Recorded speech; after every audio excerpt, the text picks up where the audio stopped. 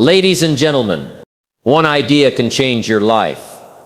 One book can rewrite your future. And for me, that statement has always been true. I was a farm boy from Idaho with no real direction, no vision, and no plan for success. But then I met a mentor who asked me a life-changing question.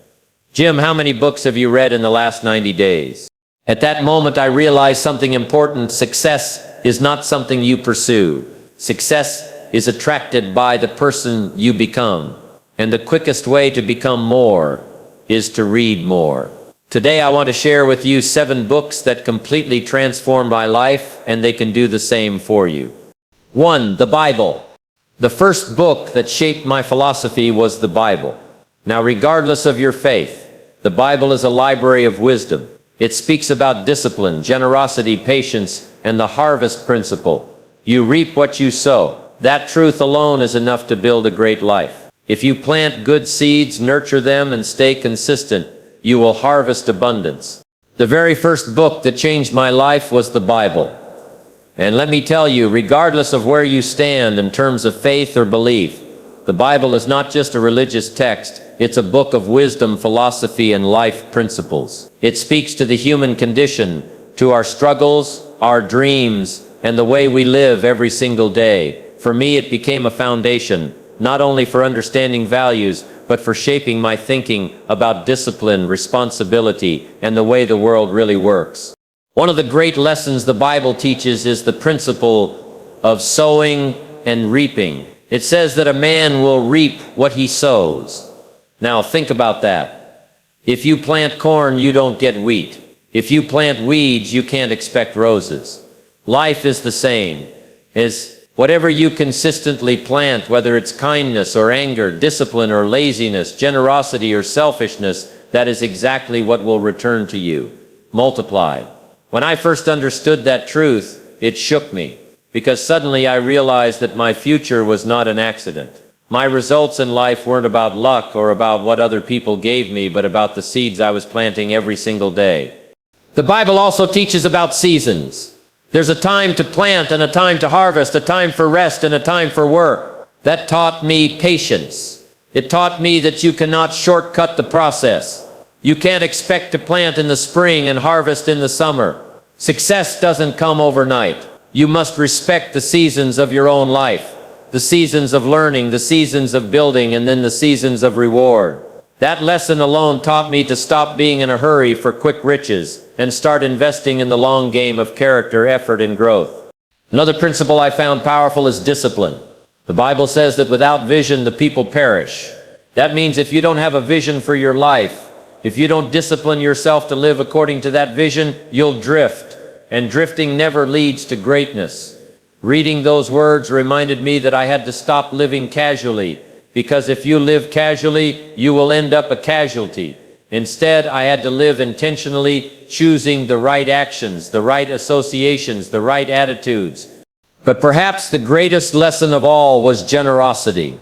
The Bible is full of stories about giving, about helping others, about sharing what you have. It teaches that if you give, it will be given back to you, pressed down, shaken together, and running over. At first, that didn't make sense to me. I thought, if I give away, won't I have less? But the principle is this: when you live generously, you open doors for abundance to flow back into your life. Giving is the seed that creates more. So when I look back, I realize the Bible didn't just shape my spiritual side, it shaped my philosophy of living. It taught me responsibility, patience, vision, discipline, and generosity. And those lessons applied consistently laid the foundation for everything else I would learn later. 2. Think and Grow Rich by Napoleon Hill. When I read Napoleon Hill, I discovered that wealth is not an accident. It's a mindset. Hill interviewed hundreds of successful people and distilled their wisdom into timeless principles, definiteness of purpose, persistence, and the power of a mastermind. This book taught me that success begins in your thoughts long before it shows up in your bank account. The second book that changed my life was Think and Grow Rich by Napoleon Hill. When I first opened its pages, I quickly realized this wasn't just another book about money. It was a book about the power of the human mind, the power of belief, and the science of success. Hill spent more than 20 years studying the lives of the most successful people of his time, industrialists, inventors, entrepreneurs, leaders, and he discovered something remarkable: success leaves clues. And if you're willing to study those clues, adopt those principles, and discipline yourself to practice them, you can create the same kind of success in your own life. The first lesson that struck me deeply was the idea of definiteness of purpose. Hill explained that you cannot drift through life and expect wealth, achievement, or fulfillment to fall into your lap. You must decide with clarity what it is you want. The moment you define a major purpose for your life, your mind begins to align with that purpose. Without a goal, the mind wanders, but with a goal, it focuses. Reading that, I realized why so many people live unfulfilled lives. They have wishes, not goals. They have vague hopes, but no definite plan. Hill's words made me stop and ask, what do I really want? What's the burning desire that will keep me going even when times get tough? That one question set me on a different path. Another lesson was the power of belief. Hill insisted that thoughts, when mixed with belief and emotion, become powerful forces. He said that faith is the state of mind that transforms ordinary ideas into extraordinary realities. I began to see that the size of my faith determined the size of my results. If I believed small, I achieved small. If I believed big, I attracted big. That realization challenged me to stretch my thinking, to replace doubt with faith, and to act as though success was inevitable. Hill also taught the importance of persistence. He reminded readers that most people stop just 3 feet from goal. They try, they struggle, and when obstacles arise, they quit. But those who persist, who keep digging, who endure long enough, are often the ones who finally strike the vein of success. That lesson hit home. How many times had I given up too early? How many times had I walked away before the harvest? I decided then that I would no longer quit easily. That persistence would become one of my defining habits. And then there was the idea of the mastermind. Hill explained that no one succeeds alone. Greatness is created through collaboration, through aligning yourself with people who think bigger, who challenge you, who bring out the best in you. That principle reshaped how I chose my friends, my colleagues, my associations. I realized that the wrong crowd could drag me down, but the right crowd could lift me higher than I ever imagined. By the time I finished Think and Grow Rich, I understood something profound. Wealth is not an accident. It's not reserved for the lucky few. It is created first in the mind, then in reality. This book gave me the blueprint for turning invisible ideas into tangible success. And more importantly, it gave me the courage to believe that if others could do it, so could I. 3. As a Man Thinketh by James Allen. This little book, only a few pages long, struck me deeply. Allen said, "A man is literally what he thinks. Your life is shaped by your dominant thoughts. If you think limitation, you'll live in limitation. If you think abundance, you'll live in abundance." Reading this book made me realize I had to take responsibility for the garden of my mind. The third book that made a lasting impact on my life was As a Man Thinketh by James Allen. Now this little book is not long at all. You could read it in a single sitting. But don't let its size fool you, because its wisdom is profound. When I first read it, it felt like a mirror being held up to my own life. Allen writes that a man is literally what he thinks, his character being the complete sum of all his thoughts. That idea alone is powerful, because it means our thoughts are not just private whispers in our mind, they are the architects of our destiny. Before encountering this book, I often blamed circumstances, luck, or even other people for the direction of my life. But Allen's words made me realize something crucial. I was responsible for shaping my own future by shaping my thinking. If I wanted to change my life, I first had to change my mind. That idea was both liberating and challenging. Liberating because it meant I was not trapped by my past. Challenging because it meant I could no longer make excuses. My success or failure was born in my thoughts. One of the lessons that struck me most was Allen's comparison of the mind to a garden. He said that just as a gardener cultivates the soil, pulling weeds and planting useful seeds, so too must we cultivate our minds. If we neglect the garden, weeds grow automatically. If we neglect our thoughts, negativity, doubt, and fear begin to overtake us. But if we intentionally plant seeds of purpose, faith, and discipline, our minds will yield a harvest of success. That image of tending the mind like a garden stayed with me. Every day I began to ask myself, what seeds am I planting? What am I allowing to grow inside me? Allen also emphasized the connection between thought and character. He argued that noble and right thinking leads to a noble and right character. Small, consistent thoughts of honesty create a life of integrity. Thoughts of laziness create a life of failure. In other words, you cannot think one way and live another way for long. The outer life always catches up with the inner life. That made me more watchful of the stories I told myself, because I understood that my actions would always reveal the truth of my inner thinking.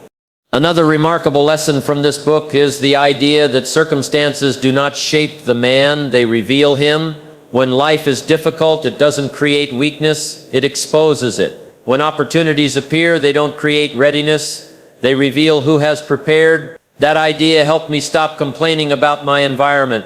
Instead of asking, why is this happening to me? I began asking, what does this reveal about me? What must I change inside to master this situation? By the time I finished As a Man Thinketh, I realized that success is an inside job. If I want to live a better life, I must first think a better life. If I want to rise higher, I must first raise my thoughts. And if I want to change my world, I must begin by changing the world within me. That one lesson alone has the power to transform anyone who takes it seriously. For Richest Man in Babylon by George S. Clason. This book is about wealth, but it's really about discipline. It teaches principles like a part of all you earn is yours to keep and make your money multiply. When I learned these lessons, I stopped being careless with my paycheck and started letting money work for me. It was a turning point.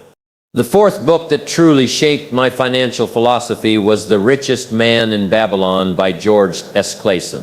Now, this book doesn't read like a textbook. It doesn't overwhelm you with charts, formulas, or complicated theories. Instead, it tells simple stories set in the ancient city of Babylon, parables about merchants, workers, and kings. Yet inside these stories lie timeless financial principles that, when applied, can change the entire course of your financial life. When I first read it, I realized that wealth was not mysterious. It wasn't about luck, chance, or secret knowledge. Wealth was the result of discipline, wise choices, and a respect for money itself. One of the very first lessons the book teaches is this: a part of all you earn is yours to keep. Now, when I heard that, it sounded almost too simple. But then I thought about it. Most people work hard, yet at the end of the month they have nothing to show for it. Their money slips away to bills, expenses, and pleasures. They never keep a portion for themselves. This book taught me that you must treat yourself as your most important creditor. Pay yourself first. Even if it's just 10% of everything you earn, set it aside. When I began to apply this principle, everything shifted. I discovered that saving is not about the amount, it's about the habit. Wealth begins with the decision to keep something back. Another lesson from the book is the importance of making your money multiply. Clason said, "Let your gold work for you." That was a revelation to me. Up until then, I thought money was something you earned, spent, and replaced by earning again. But The Richest Man in Babylon opened my eyes to the concept of investing. Money should not just sit, it should grow. When you put your money into ventures that are wise and secure, it begins to produce children and then grandchildren. And soon a great family of wealth is working for you. That is how fortunes are built, not through sudden windfalls, but through disciplined growth over time. The book also warns against foolish investments. It says, guard thy treasures from loss. That means don't be reckless with your money. Don't fall for schemes that promise quick riches. Seek the counsel of wise men. Invest only in what you understand. That advice alone has saved countless people from financial ruin. When I read it, I realized that wealth is not only about earning and saving, it's also about protecting. And then there's the principle of living below your means. Clason makes it clear that you cannot build wealth if your desires always outrun your income. Babylon's richest men learned to enjoy life, but they did so with balance. They controlled their spending, instead of letting spending control them. That's how they built lasting prosperity. By the time I finished The Richest Man in Babylon, I understood that financial freedom is not complicated. It is simple but not easy, because it requires discipline. Save first, invest wisely, avoid foolish risks, and live within your means. Those lessons are just as true today as they were in ancient Babylon, and once I applied them, money stopped being my master and started becoming my servant. 5. How to Win Friends and Influence People by Dale Carnegie. I used to think success was all about skill, but this book taught me the human side of achievement. Dale Carnegie showed me that people don't care how much you know until they know how much you care. He taught me the value of listening, of making others feel important, and of handling relationships with grace. The 5th book that had a profound impact on me was How to Win Friends and Influence People by Dale Carnegie. Before reading it, I used to think that success was mostly about skill, hard work, and technical ability. I thought if you were good at what you did, the world would naturally reward you. But this book opened my eyes to a deeper truth. Success is not just about what you know, it's about how you relate to people. Carnegie reminded me that business, leadership, and even personal happiness depend on our ability to connect with others, to inspire cooperation, and to make people feel valued. One of the first principles I learned from the book is simple yet powerful. If you want to make a friend, be genuinely interested in other people. Most of us walk into conversations thinking about ourselves, our story, our needs, our perspective. But Carnegie explained that the key to influence is turning that around. Listen more than you speak, ask questions, show real curiosity. When I began to practice this, I noticed people opened up to me more, trusted me more, and wanted to work with me more. It wasn't manipulation, it was simply valuing people enough to make them feel important. Another lesson was the importance of remembering names. Carnegie wrote that a person's name is to them the sweetest sound in any language. Think about it. When someone calls you by name, it tells you they see you as an individual, not just another face in the crowd. I realized how powerful this was in building relationships. A small detail, but one that carries immense weight. The book also taught me that if you want to influence people, don't criticize, condemn, or complain. At first, this challenged me. Like many people, I thought pointing out flaws was part of helping others improve. But Carnegie showed me that criticism often hardens people instead of helping them. If you want to bring out the best in others, you encourage them, inspire them, and lead by example. That doesn't mean ignoring problems, it means addressing them in a way that preserves dignity and motivates change. One principle that became a cornerstone of my philosophy was this: give honest and sincere appreciation. Everyone is hungry for recognition, for encouragement, for the feeling that what they do matters. When you give genuine appreciation, you satisfy that hunger, and in return, people are drawn to you. I found that appreciation opens doors that criticism could never unlock. Finally, Carnegie emphasized the idea of seeing things from the other person's point of view. Too often we approach life only through our own lens. But when you pause and ask, what does this person want? What do they need? What are they feeling? You gain the ability to influence without force. Cooperation flows naturally when people feel understood. By the time I finished How to Win Friends and Influence People, I realized something that changed the way I lived and worked. People are not obstacles to success. They are the very pathway to it. Mastering relationships is just as important as mastering skills. And when you learn to treat people with respect, kindness, and genuine interest, you don't just win friends, you win opportunities, influence, and a richer life. 6. The Seasons of Life by Jim Rohn. Now this one is close to my heart because I eventually wrote it myself. But the inspiration came from observing the wisdom of nature. Life is like the seasons. You cannot change the seasons, but you can change yourself. Winter will always come, but so will spring. If you prepare, you'll thrive no matter what season you face. The 6th book that influenced me deeply was The Seasons of Life. Though I eventually authored it, the inspiration for it came long before I put words on paper. I came to understand that life, like nature, moves in seasons. You cannot change the seasons, but you can change yourself. That single truth became one of the guiding philosophies of my entire career and personal growth. Think about the seasons of the year. Winter comes whether you want it to or not. Spring follows, bringing renewal and opportunity. Summer requires hard work, cultivation, and protection. Then autumn arrives, bringing the harvest of everything you planted and nurtured earlier in the year. Life follows the very same pattern. Each of us will experience winters, times of difficulty, loss, or uncertainty. But winters do not last forever. If we endure and prepare, spring always returns. And when spring comes, it offers us a chance to plant the seeds of a better future. The question is, will we be ready? When I first grasped this idea, I realized that much of my frustration in life came from trying to control things that were beyond my control. I wanted to avoid winters. I wanted to demand harvests without planting. But life doesn't work that way. The farmer cannot complain his way into a harvest. He must plant in the spring, guard his crops in the summer, and then he is entitled to reap in the fall. Success follows the same rhythm. We must plant ideas, habits, and disciplines in the fertile moments of life. We must protect them when challenges arise, and only then do we enjoy the rewards. The lesson of winter taught me resilience. Hardship is inevitable.